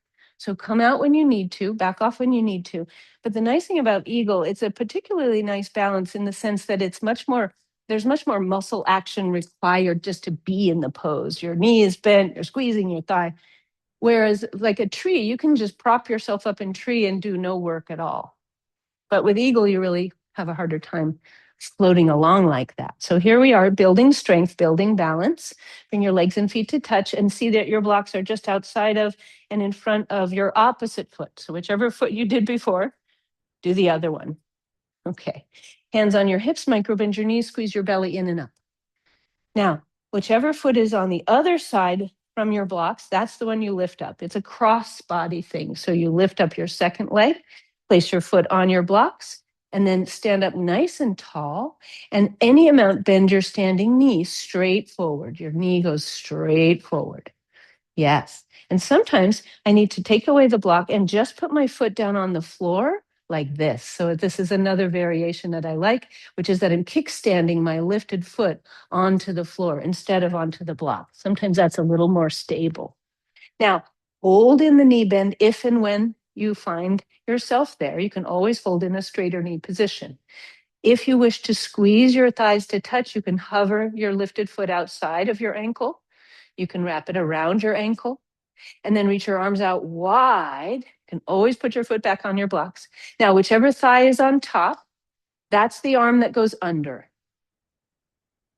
Maybe you do the bear hug, or maybe if it works for your shoulders, you could bring the backs of your forearms and hands to touch, and then even coil your fingers of your bottom arm onto the palm of your top arm.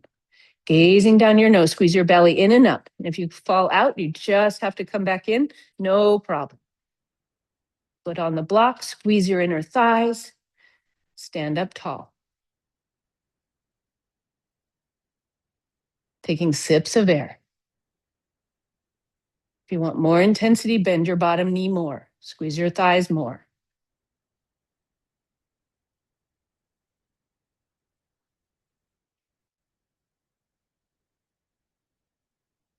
Inhale, sweep your arms wide.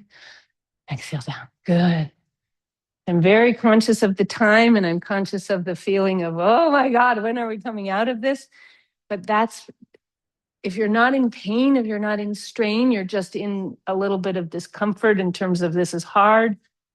That's a good place to cultivate, not only, for your body, because if you don't ever push yourself into that realm of effort, and staying with a sustained effort, then you don't build strength. You don't change your vestibular system. So that's why the holds feel long, because they're supposed to be a little bit uncomfortable. So if you were a little bit uncomfortable, awesome. Now we get comfortable. So let's come on down onto the mat. And where I'd like to go is into some stretches for the front line of your body. We'll start with a quadricep stretch. If you know, before I should have mentioned this before, and that would have been great and very sophisticated of me, but of course I told you to come down first. If you know that when you're walking or running, you like to stretch out the front of your thighs by doing it this way, this might be your choice here in the room right now. The same exact position will be what I'm going to do lying down on my side. The idea is that you're stretching the front of your hip and the top of your thigh, but not impinging on your knee joint. If you do this and kick up, sometimes we get a big Charlie horse in your calf or in your hamstring. So instead, if you bring your lifted leg forward, reach for your shin, then drop your knee, then you haven't contracted your hamstring and you can avoid some of that cramping. Beautiful. And yes, so if you're standing, you're standing. Now, I like to do this on my side. So if you're using your right leg to stretch, you can just put a folded blanket, 1, 2, 4, 6, 8 fold thick blanket on the middle of your mat. You can put a block, your elbow, or anything under your left ear. And the idea is that if you do the sideline version, for some of us, it's helpful. Your spine is long, your head is in line with your hips and shoulders, and you pull your right knee up towards your chest. You reach for your shin or your ankle or anywhere on your foot, and then keep your spine long. Try not to arch your back. And actually cat your low back a little bit. Same thing we've been doing all morning. And then any amount, draw your right knee all the way down to the foot of your mat. And see if you can press your tailbone forward and pull your belly button backward. Yes, and if it doesn't feel good at your knee, Louise, that's a lovely variation. You can put your right foot and leg down on the floor in front of you, kick your bottom leg straight, and then gently bend your bottom leg knee, which would be your left, and pull your left heel in any amount towards your left buttock. So for some of us, you need to stretch the bottom leg because the top leg is unsupported and uncomfortable. Beautiful, Cecile. Yes, switching sides if you're standing or staying here on the floor. Yeah. How'd that feel on your knee, Mary? Did it feel okay? Good. And so there's this little bit of activation where you push your foot into your hand lightly and squeeze your tailbone forward by squeezing your buttock. Yes. You feel a little more length in the front of your hip when you do that. That's perfect. Very good. Beautiful. That's it, Louise. That's it, Anne. You feel that in your right thigh? Okay. Nice, Sarah. Yes, and you can move around in these stretches. You can gently move your leg a little bit from up to down, side to side, tilt and tuck your pelvis a little bit. Beautiful. Anybody not feeling a stretch in their thigh? Yeah, that's it. Just a little bit of pull your belly back and take, yeah, just a little bit so that we're really focusing on the lengthening here. Best you can. Good. Beautiful, Yvonne. That's it. Nice, Mike. That's it. Feel that, Laura, a little bit? Okay. Nice, Ellie. Yeah. Switching sides when you're ready. Take your time. If you are standing and you've been standing a while because you started early and now you're still there, you all certainly have the option, if you wish, to take your feet far from the wall and do a gentle knees bent forward hang if that feels appropriate. Yeah. So anybody who wants to rest, and we'll meet on the floor after this next quadricep stretch. So you have 4 quadriceps, hence the quad in quadriceps. They're big and thick, and they are typically short. So it can take some time and some effort because of something called reciprocal inhibition. If you squeeze your buttock of the leg that you're stretching, your hamstrings must release. So as you're stretching, for example, say your left quadricep, maybe try to squeeze your left buttock and press your tailbone forward, even as you draw your left knee away from your nose down to the foot of your mat and even slightly behind you. Know, again, that squeezing your buttocks on this side, and actually you can squeeze both glutes, it's not going to hurt, but that does help release your hamstrings. Your brain says, I can't do both of these at the same time. So one has to go. The one that's clenching wins, and the one that's not clenching gets stretched. So hallelujah. It's really tempting to be asymmetrical. We think the second side is done before it's done, and I'm quite prone to that myself. So give yourself enough time to balance yourself out. And then we're going to move into a Supta Padangusthasana after this, which means that we're lying on the floor with your feet again on the baseboard and your strap handy and your head and neck very well supported. It's a lying down on your back, straight-legged, feet on the wall, hamstring stretch. And so the idea is that you come to your wall and place your feet against it symmetrically. Just like we did in that exercise where we were tick-tocking our pelvises.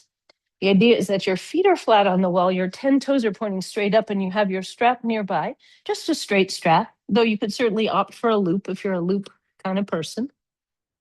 And the idea is that you scooch up right to the wall so that your 10 toes, your footprints, feel extremely even and grounded on the wall. And of course, if you don't really have a wall at home, you can do this as if you had your feet on a wall.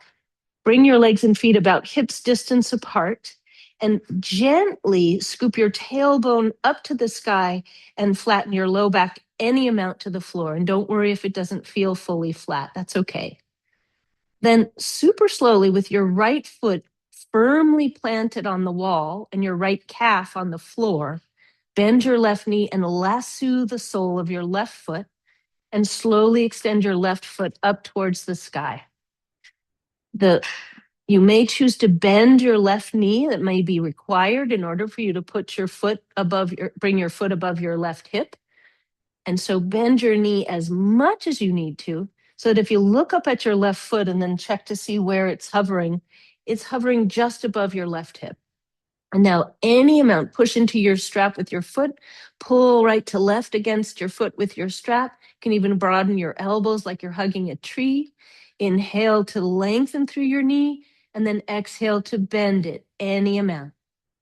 Then inhale to lengthen, push your foot up into your strap.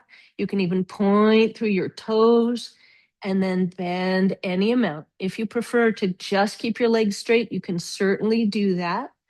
Notice if you might be grinding your molars.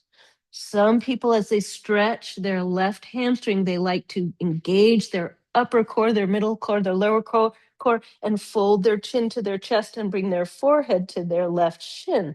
You might think, that's crazy pants. Why the heck would I do that? But for others, it's weirdly pleasant. In other words, what you're doing by lifting your forehead towards your shin is you're just stretching your back line all the more. So your back line goes all the way from the soles of your feet up to the back of the crown of your head. And by lifting your shoulders up and bringing your shoulders and head to your thigh, you're stretching your back line even more. For some, it feels way better to keep your head and neck and shoulders grounded, and that's really appropriate, and that is indeed the classical pose. If you do lift your head, just episodically lower it so that you can relax your neck, and then you could lift it again. I'm much more interested in the hamstring stretch than in the lift of your chest and your head.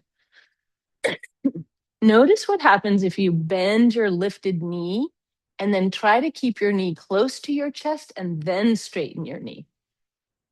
Yeah. When you're ready to switch sides, please take your time. You can put both feet up into your strap as a transition, or simply take one foot out and put the other one in, however you choose to make the transition. But if it's feasible for you to ground your left foot into the wall really firmly with your toes and knee pointing up, that helps maintain your pelvic alignment. And with that alignment, then we stretch your right hamstrings.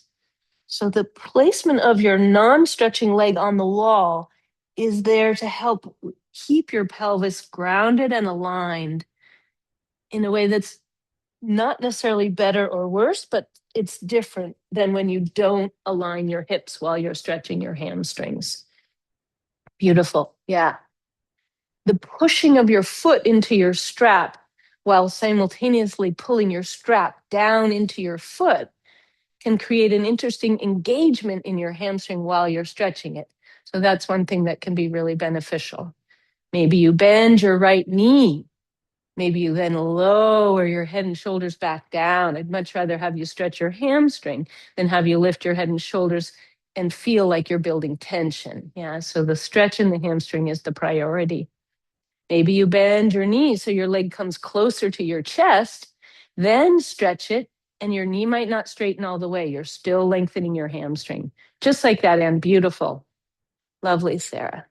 That's it. Slight tuck of your chin, Louise, for me. Yeah, that's it. Nice, Shelley. Good broad collarbone chest. Nice. Beautiful, Cecile. That's it, Louise. Nice and square. That's it, Shelley, too. Nice and square. Wow. Everybody's very lined up. This is lovely. My Iyengar heart is humming.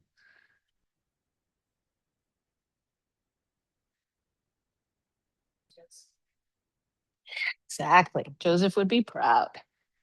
When you're done, don't let me rush you. Again, second side gets short shrift, so try not to short shrift your second side.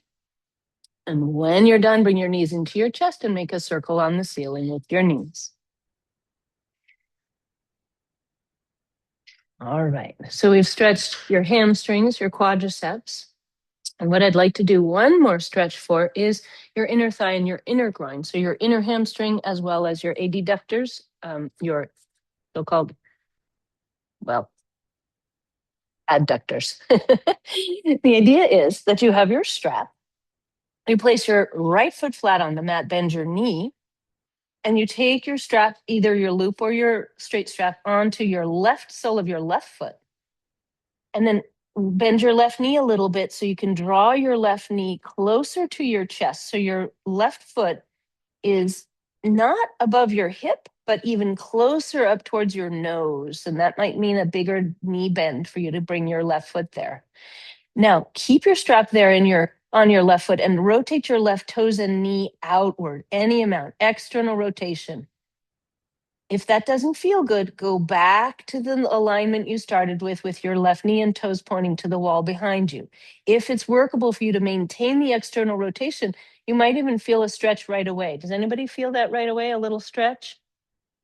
Okay, whether you feel it or not, that's okay. We're going to go deeper if you wish for more.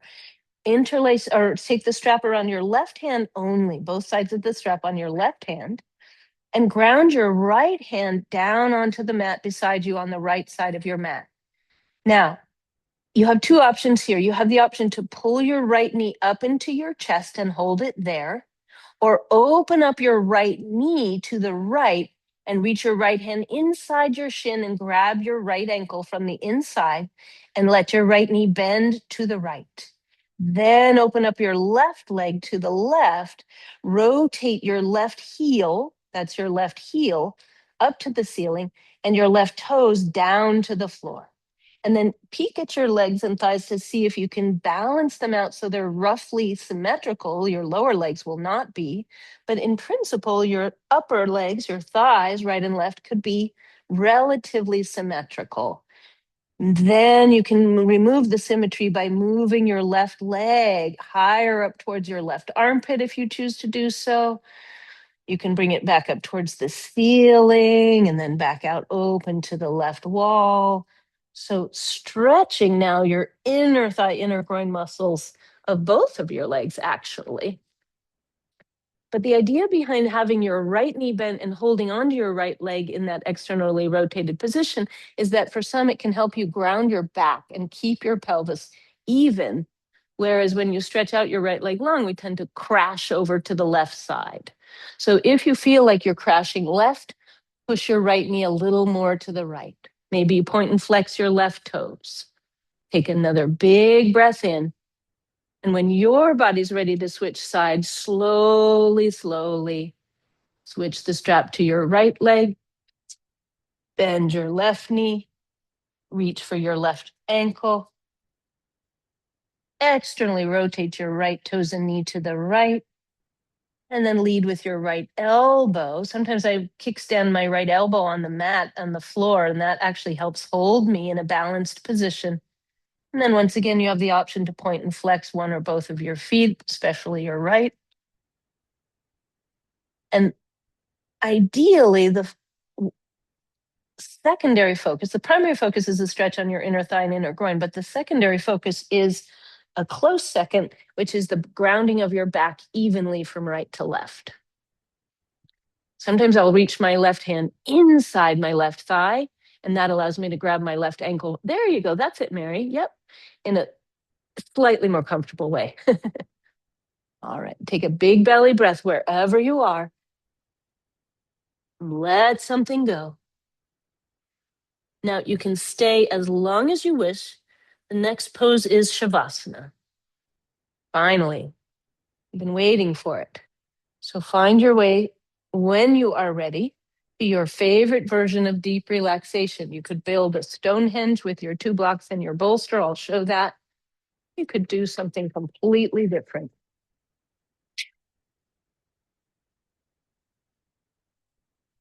With Stonehenge, I put my blocks about 8 inches apart, stack my bolster on top. And then when I put my legs over this Stonehenge, I orient my legs so they're right over where the blocks are. That just tends to be a more stable place to place your legs. Any kind of position, this is just one of many.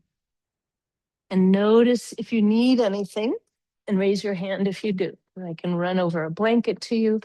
The AC is now off. But some people find that it's nice to have a blanket over the top of you. So if you'd like that, I can get that for you, Ellie. That's practically impossible, right? So Under your head. Perfect. Got it. Nice. Get that for you. I'm just gonna go for this one since I unfolded yours. See how. All right. Get that for you. Sure. Sometimes hard to get it where we want.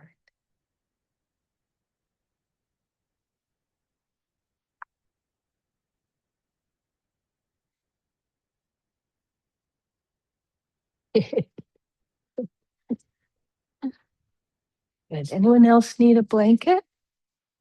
Just raise your hand.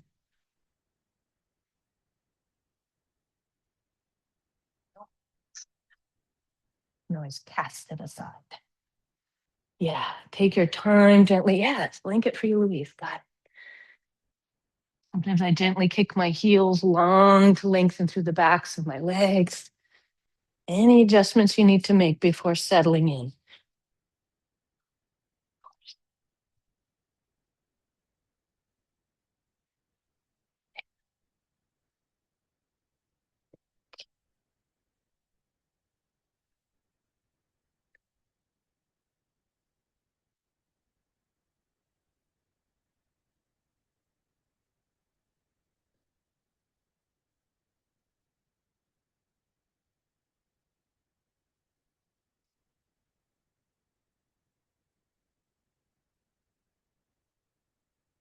Allow your eyes to sink into the floor below.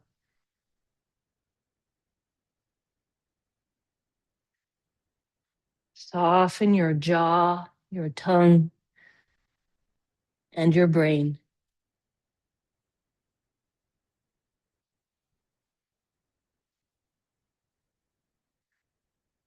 At this point, you have nothing to do.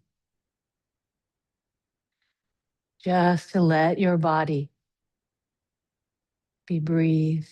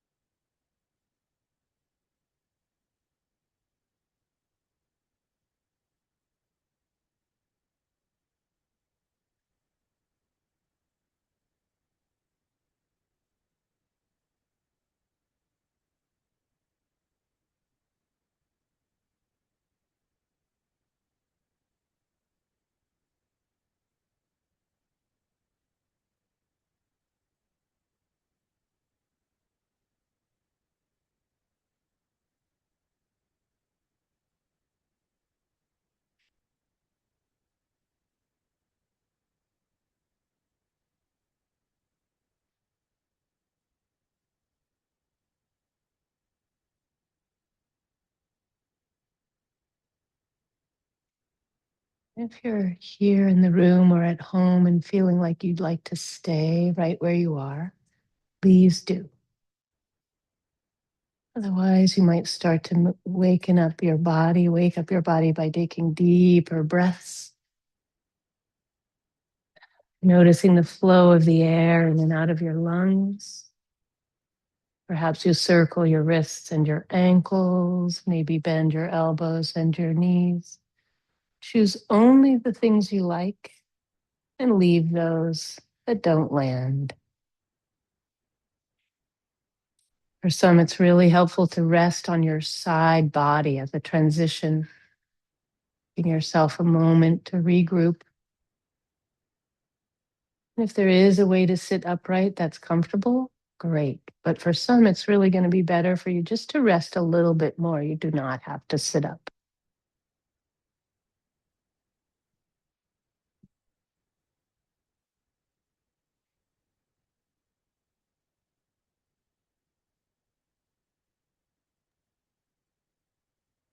I invite you to take the mudra of putting your right palm face up on your lap and your left knuckles resting in your right palm.